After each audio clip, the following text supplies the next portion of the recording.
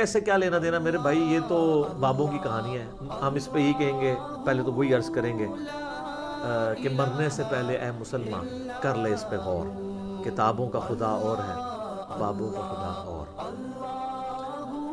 اور یہ تو ایک لائٹر موڈ میں نے بات کی. سورہ بنی اسرائیل کی آیت نمبر 36 ہے، جو 10 کمانڈمنٹس آئی ہیں ان میں سے 9th کمانڈ ہے وَلَا تَقْفُ مَا لَيْسَ لَكَ بِهِ عِلْمٌ ان السمع والبصر والفؤاد كل اولئک کان عنہ مسئولا. انسان کسی چیز کی پیروی اس وقت تک مت کر جب تک کہ تجھے اس کے بارے میں ڈیفینیٹ علم نہ حاصل ہو جائے. بے شک کان، آنکھیں اور عقل، دل یا دماغ، کوئی بھی چیز، اس کے بارے میں تجھ سے پوچھا جائے گا کہ ان 3 انسٹرومنٹس کو استعمال کر کے تم نے حق بات تک پہنچنے کی کوشش کیوں نہیں کی. تو مجھے بتائیے، کیا ریویلڈ نالج میں جو کتاب و سنت کا علم ہے یا ایکوائرڈ نالج میں کہیں یہ بات ملتی ہے؟ یہ والی کہانی کے روحیں واپس آ جاتی ہیں. یہ تو ہندوؤں سے مستعار لیا گیا عقیدہ ہے. ان کے ہاں یہ آتما کا ایک کانسیپٹ ہے کہ جو بری آتما ہے وہ بھٹکتی رہتی ہے اور اچھی آتما جو ہے وہ پیس کے اندر چلی جاتی ہے. وہ تو جناب، وہ تو یہ کہتے ہیں زلزلہ بھی آتا ہے، گائے نے ایک سینگ کے اوپر اٹھایا ہوا ہے کیا نام ہے زمین کو، اور جب تھک جاتی دوسرے پہ. تو یہ ساری توہمات ہیں. کالی بلی راستہ کاٹ دے، نحوست ہے، توہمات ہیں. جوتی پہ جوتی چڑھ جائے، سفر لکھا ہوا ہے، توہمات میں سے ہے. کوا گھر کی منڈیر پہ بولے تو کوئی مہمان آنے کا پیش خیم ہے. یہ سب توہمات ہیں. رات کے وقت جھاڑو نہیں دے سکتے، ناخن نہیں کاٹ سکتے. اتنی تہمت پرستی جو ہے وہ چل رہی ہے ہمارے معاشرے کے اندر، کیونکہ ہم لوگ ہندوؤں کے ساتھ رہے ہیں. لہذا یہ ساری باتیں وہیں سے آئی ہیں کہ روحیں واپس آ جاتی ہیں. کوئی روح نے ادھر آ کے کیا کرنا ہے؟ وہ تو سورۃ المطففین میں ہے کہ وہ علیین اور سجین کے اندر ہے. نیک روحیں جو ہے علیین میں، بری جو ہے سجین کے اندر ہے. ان کا اب اس دنیا کے ساتھ کیا لینا دینا ہے؟ ہر بندے کی ایک یونیک روح ہے، انڈیپینڈنٹ روح ہے، اس کا دوسرے کی روح کے ساتھ کوئی تعلق نہیں ہے. تو دوسرے کے جسم میں جانے کی بات ہی نہیں ہے، بھٹکنے کی بات ہی نہیں ہے. بیسیکلی شیاطین ہیں جو اب چونکہ شیطان جو جنات کے اندر شیطان موجود ہیں ان کو تو ہم لوگ دیکھ نہیں سکتے، تو وہ مختلف قسم کی شکلیں دھار کے پبلکلی آ جاتے ہیں سامنے، تو لوگ سمجھتے ہیں یہ اسی بندے کی کوئی روح آ گئی ہے واپس. اس طریقے سے نہیں ہوتا. یہ بالکل جھوٹی باتیں، اسلام کا اس سے کوئی تعلق نہیں ہے. باقی جمعراتیں جو بیٹھتے ہیں وہ روٹی روزی ان کی چلنے دیں. آپ جمعراتوں کی وجہ سے ہی تو یہ عقیدہ انہوں نے گھڑا ہوا ہے. ویسے ان کو بھی آپ جا کے ایک سائڈ پہ کر کے پوچھیں نا کہیں لکھا ہے تو کہیں گے ہے کوئی نہیں ہے، لیکن اصالہ ثواب کے لیے ہمیں جمعرات دے دیا کریں. تو ٹھیک ہے، میت کی طرف سے صدقہ ہو سکتا ہے. میرا تو اس کے اوپر لیکچر ریکارڈڈ ہے، مسئلہ 74. میت کی طرف سے صدقہ اور خیرات کا ثواب اسے ملتا ہے. صحیح مسلم میں حدیث ہے کہ میت کو 3 اعمال کا ثواب پہنچتا ہے. نمبر 1 علم کی بات جو اس نے اپنی زندگی میں کی، اس کے مرنے کے بعد بھی اسے ثواب ملے گا، جیسے امام بخاری امام مسلم کو بول رہے ہیں. دوسرا صدقہ جاریہ، جو اپنی زندگی میں کوئی نیکی کا کام کیا اس کے بعد بھی جاری رہا، اسے ثواب ملے گا. تیسرا نیک اولاد جو اس کے لیے دعا کرتی ہے. اور اسی کو سپورٹیو سنن نسائی میں حدیث ہے، بخاری مسلم میں بھی اس کا کچھ حصہ موجود ہے. جو سعد ابن عبادہ سفر میں تھے تو ان کی ماں پیچھے سے فوت ہو گئی. ان کا یا رسول اللہ میرا ارادہ ہے کہ میں اس کی طرف سے صدقہ کروں تو اسے ثواب ملے گا. آپ نے فرمایا ہاں.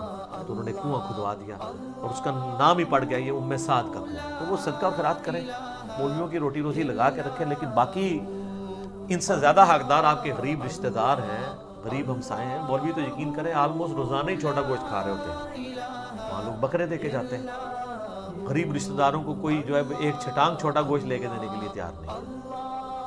اور یہ لوگ عیاشی کی زندگی گزار رہے ہوتے ہیں. آپ ان سے پوچھو، کہتے ہیں دیکھیں یہ تو برکت ہے، ہم نے علم دین حاصل کیا تھا تو ہم کھا رہے ہیں.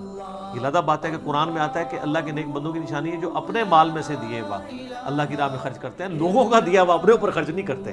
بالکل 180 ڈگری ہے. لیکن قرآن پڑھا ہو تو پھر پتہ ہونا ان کو. بہرحال اس کا جواز موجود ہے. غریبوں کو چاہے وہ علماء کرام ہوں یا ائمہ مساجد ہوں آپ کھلا سکتے ہیں. لیکن یہ جو عقیدہ وابستہ کیا ہوا نا بالکل جھوٹا عقیدہ ہے.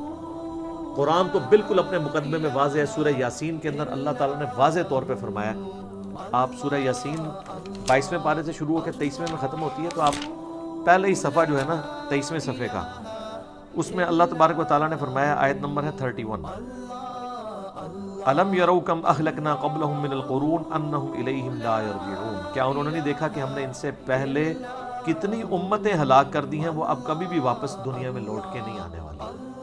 وَإِن كُلٌّ لَمَّا جَمِيعٌ لَدَيْنَا مُحْضَرُونَ. اور ان سب کے سب لوگوں کو اللہ تعالیٰ کے حضور جمع کر کے حاضر کیا جائے گا، یعنی قیامت سے پہلے وہ دنیا میں نہیں آ سکتے۔ اور جناب جو سورۃ الواقعہ کی رکت انگیز آیات ہیں نا، سورۃ الواقعہ پارہ نمبر 27 میں بالکل اینڈ پہ جا کے سیکنڈ لاسٹ سورت آتی ہے، اس میں اللہ تبارک و تعالیٰ نے اس ٹروتھ کو ریویل کیا ہے۔ اللہ فرماتا ہے فلولا اذا بلغت الحلقوم، تو کیوں نہیں ہوتا کہ جب روح جو ہے وہ گلے میں جا کے اٹک جاتی ہے، یعنی کسی کی موت کا وقت آ جاتا ہے، نزع کا وقت، وَأَنْتُمْ حِينَئِذٍ تَنْظُرُونَ، اور تم اس وقت وہاں پہ موجود یہ سب کچھ دیکھ رہے ہوتے ہو کہ ایک بندے کی روح نکل رہی ہے، تو روح واپس کیوں نہیں لا سکتے؟ وہ آگے ذکر آئے گا اس کا۔ وَنَحْنُ أَقْرَبُ إِلَيْهِ مِنْكُمْ وَلَكِنْ لَا تُبْصِرُونَ، اور ہم مرنے والے کے تم سے بھی زیادہ قریب ہوتے ہیں لیکن تمہیں نظر نہیں آ رہے ہوتے۔ ظاہر اللہ اپنی شان کے لائق، نحن اقرب الیہ من حبل الورید، وہ ہماری رگے جان سے بھی زیادہ قریب۔ فلولا ان کنتم غیر مدینین، تو تم کیوں نہیں جو ہے وہ بدلے دکھ کے دین کے معاملے میں کوئی اسکیپ روٹ کیوں نہیں اختیار کر لیتے؟ کہاں بھاگ کے جا سکتے ہو؟ ترجعونہا ان کنتم صادقین، تو لوٹا لو نا اس کی روح اگر تم سچے ہو، تو مرے ہوئے کو واپس لے آؤ۔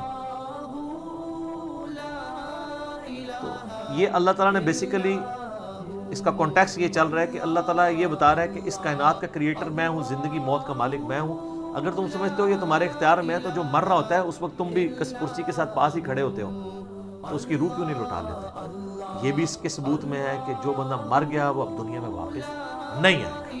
یہ بالکل اجماعی عقیدہ ہے، اس کے خلاف کوئی عقیدہ رکھتا ہے تو وہ کفری ہے۔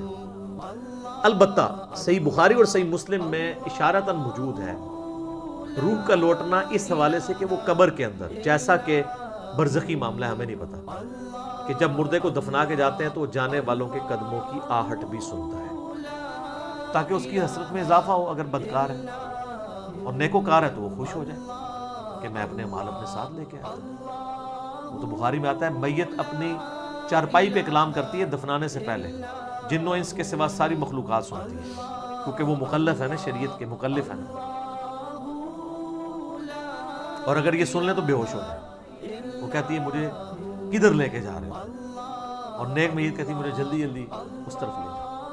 یہ جناب بڑا خطرناک معاملہ ہے۔ اللہم انی اعوذ بک من عذاب جہنم ومن عذاب القبر ومن فتنة المحیا والممات ومن شر